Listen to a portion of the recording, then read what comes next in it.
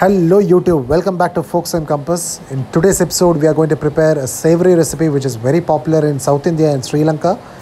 In South India, this is known by two names, popularly known as murukku or called as chakli in Karnataka. So let's have a look at the ingredients required for this.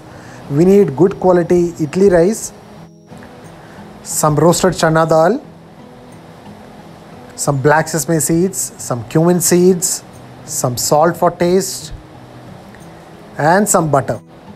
And once you have all these ingredients, we'll add in 4 cups of idli rice into a bowl. So second cup, third one, and the fourth. And then we'll wash it nicely for about 3 to 4 times. And then it's time to add in our dried red chilies. I've taken about 10 to 12 because these chilies are a bit spicier, not like your Bedige chilies. Add in some water, cover it with a lid, and then let it rest for 8 hours. So after 8 hours, we'll transfer in the soaked idli rice and dried red chilies into a wet grinder. I strongly recommend a wet grinder because it doesn't turn out well in a mixer grinder.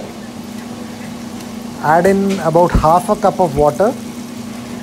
Don't add in more water because we need a clay dough kind of a consistency.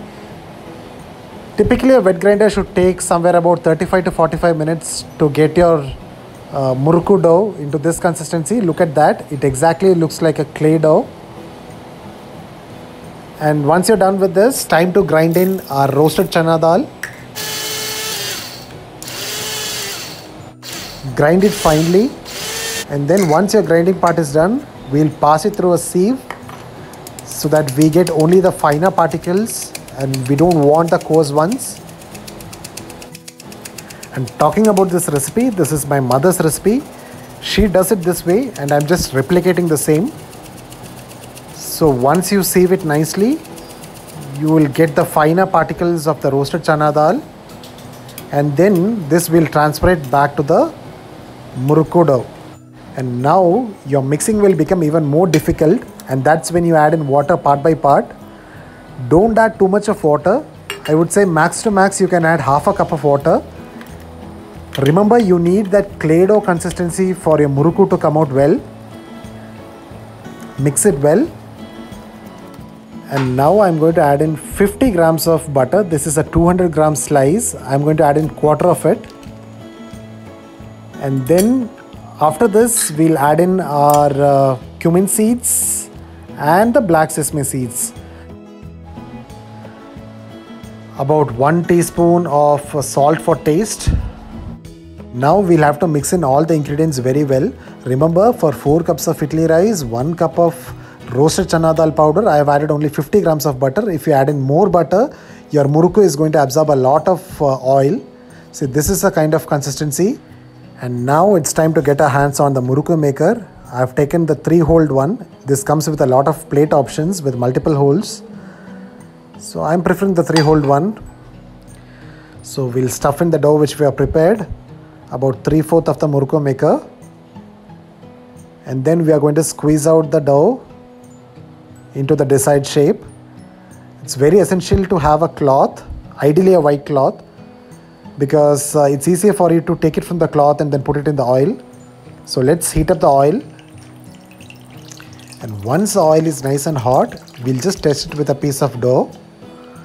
Immediately it should come up. That means your oil is ready for cooking. And now we'll take in the murukku and put it in the oil. And this is the reason why I'm using a cloth, because it will help you to retain the shape of the murukku without spoiling it.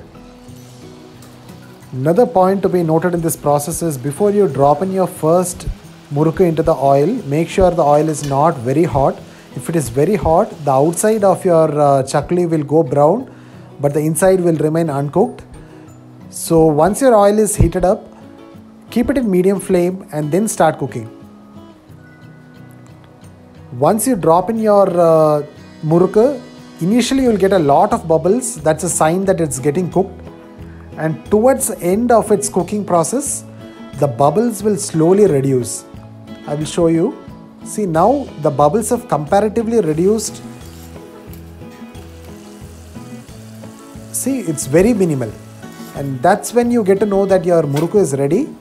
Transfer it into a plate And then once you make multiple of these things, you'll have a crispy, crunchy murukku.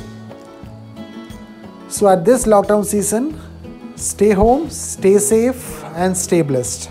Thank you.